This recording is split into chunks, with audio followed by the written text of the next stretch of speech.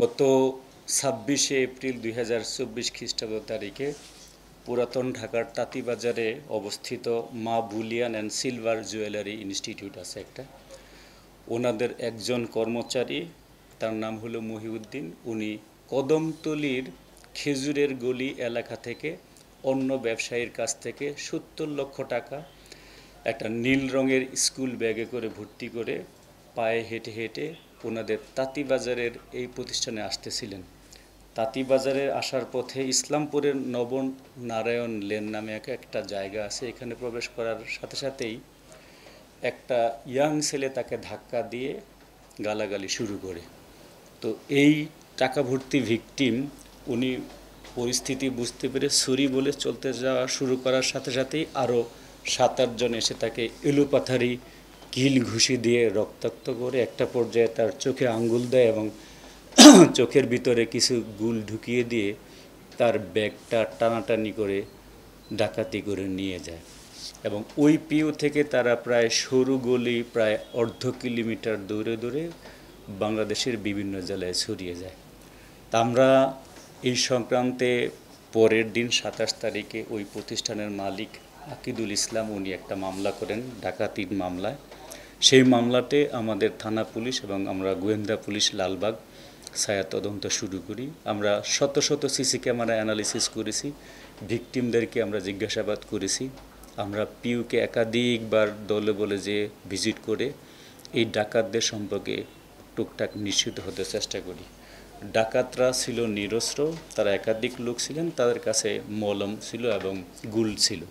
তারা ডাকাতি কাজে কিছু বাটন ফোন ব্যবহার করেছে এবং ডাকাতি কাজ সংগঠিত হওয়ার পরে কোনো মোবাইল বুড়িগঙ্গা এবং অন্যান্য নদীতে ফেলে দিয়ে তারা টেকনোলজিক্যালি সম্পূর্ণ ডিসকানেক্টেড থাকার চেষ্টা করেছে। সেই কারণেই ডাকাতদেরকে গ্রেফতার করা এবং বেশি পরিমাণের লুণ্ঠিত ডাকাতি টাকাগুলোকে উদ্ধার করতে আমাদের অনেক সময় লেগে গেছে।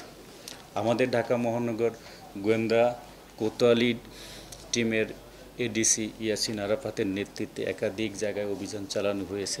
আমরা অভিযান চালিয়েছি চট্টগ্রামে, আমরা অভিযান চালিয়েছি খুলনাতে এবং বিভিন্ন জায়গায় অভিযান চালিয়ে আমরা ৩ জন ডাকাত সর্দারকে গ্রেপ্তার করেছি। একজনের নাম বাল্যা খোকন, সে পুরাতন ঢাকায় ব্যবসা করতে একটা সময়, আর অলিগুলি সবগুলো জানে এবং কোন জায়গায় কোন ব্যবসায়ীরা কখন কিভাবে টাকা নেয় সেগুলো সে অবজারভেশন করে তার লোককে দিয়ে। সে হলো এই পুরো কাজটার পরিকল্পনাকারী।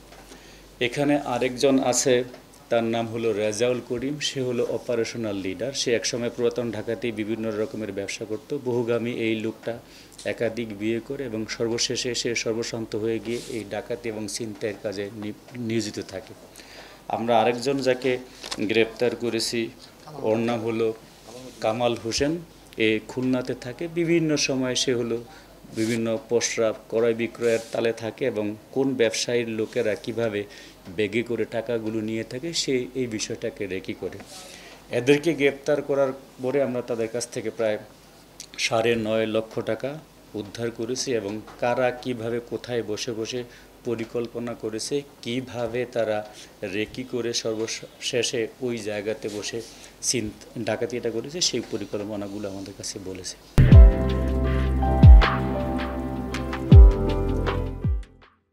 তো আমরা অনেক দিন ধরে দেখেছি পুরাতন ঢাকাতে বিশ্বাস, আস্থা এবং পারস্পরিক মর্যাদার ভিত্তিতে ব্যবসায়ীরা, কাপড়ের ব্যবসায়ী, স্বর্ণের ব্যবসায়ী, ফলের ব্যবসায়ী, বিভিন্ন পার্টসের ব্যবসায়ী, ওনারা কোটি কোটি টাকা লেনদেন করে থাকেন। এই লেনদেনের সাথে সাথে এখানে অনেকগুলো হুন্ডির ব্যবসায়ী আছেন যারা মোবাইলে লক্ষ কোটি টাকা লেনদেন করে থাকেন। এই হুন্ডির ব্যবসাটা বাংলাদেশে এখনও পর্যন্ত অবৈধ। এদের কাছ থেকে কখনো কখনো বিভিন্ন ডাকাত ছিনতাইকারীরা ঢাকার এই পাশে কেরানীগঞ্জে, যাত্রাবাড়ি, চট্টগ্রাম রোডে ডাকাতি করে থাকে। হুন্ডির ব্যবসাটা যেহেতু অবৈধ সেই কারণে এই ব্যবসায়ীরা ক্ষতিগ্রস্ত হলেও কখনো কখনো তারা আদালতে অথবা পুলিশের কাছে যে বিচার চায় না, মামলা করে না। এটা একটা দুর্বল দিক। এই দুর্বল দিকটাকে কাজে লাগিয়েই এই সমস্ত ডাকাতরা বাংলাদেশের বিভিন্ন জেলা থেকে সমমনা কিছু ডাকাতদেরকে নিয়ে আসে। বাল্যা খোকন, সে তার নিজের বাড়ি আছে, তার ভাড়া করা বাড়িতে এদেরকে সপ্তাহান্তে এখানে রাখে, খাবার খাওয়ায়, কখনো নেশাপানি করায়।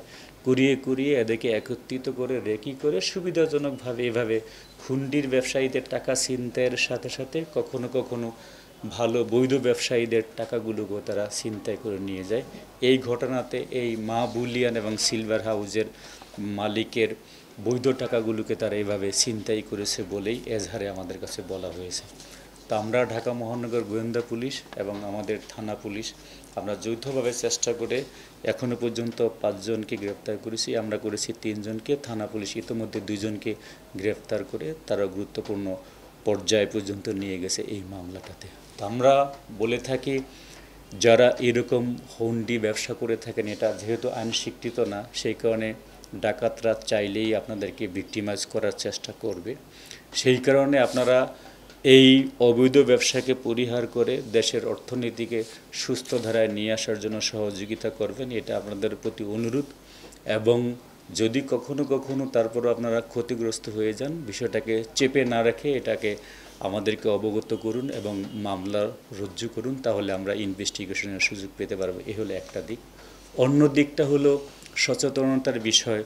যখন ডাকাত বা ছিনতাইকারীরা নিরস্ত্র থাকে, তাদের 1 জন 2 জনকে যদি আমরা সবাই প্রতিহত করার চেষ্টা করি, তাহলে কিন্তু তারা এই মানুষের সচেতনতার কারণে ভীত হবেন এবং এই ভীতির কারণে তারা ওই এলাকা পরিহার করবেন। আজকে হয়তো বা আমাকে ছিনতাই করেনি, ডাকাতি করেনি, কিন্তু সবাই যদি আমরা চোখ বুজে ঘটনাগুলোকে দেখতেই থাকি, তাহলে হয়তোবা পরের দিন আমিও ভিক্টিমাইজ হতে পারি।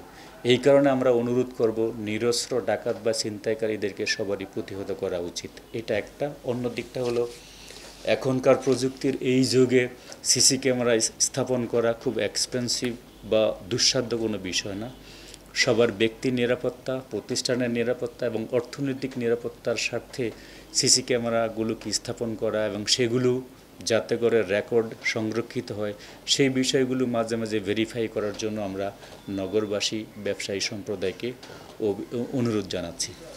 আমরা ডাকাতদেরকে গ্রেপ্তার করেছি, তাদের কাছ থেকে বিস্তর তথ্য জানার জন্য আমরা ইতিমধ্যে তাদেরকে 5 দিনের পুলিশ রিমান্ডে এনে অনেক তথ্য পেয়েছি। পুরো নেটওয়ার্কটা আমাদের কাছে আবিষ্কৃত হয়েছে। তারা ইতোপূর্বে কখন, কোথায়, কিভাবে আরও ডাকাতি ছিনতাই করেছে সেই সম্পর্কে আমরা বিস্তর তথ্য পেয়েছি। আমরা বোধ করি এই ডাকাতদেরকে গ্রেপ্তারের মধ্য দিয়ে সামনে যে ঈদুল আজহা আসতে যাচ্ছে, সেখানেও আরও অনেক লেনদেন হবে। সেক্ষেত্রেও ব্যবসায়ীরাও সতর্ক হবেন এবং অন্য ডাকাতরাও ভয় পাবেন। আমাদের মেসেজ হলো, যারা অপরাধ করবেন বাংলাদেশে অথবা বাংলাদেশের বাইরে, আমাদের সক্ষমতা আছে, আমাদের আন্তরিকতা আছে, তাদের প্রত্যেককেই আইন আমলে নিয়ে এসে সঠিক বিচারের জন্য তাদেরকে আমরা দাঁড় করাতে পারবো ইনশাআল্লাহ।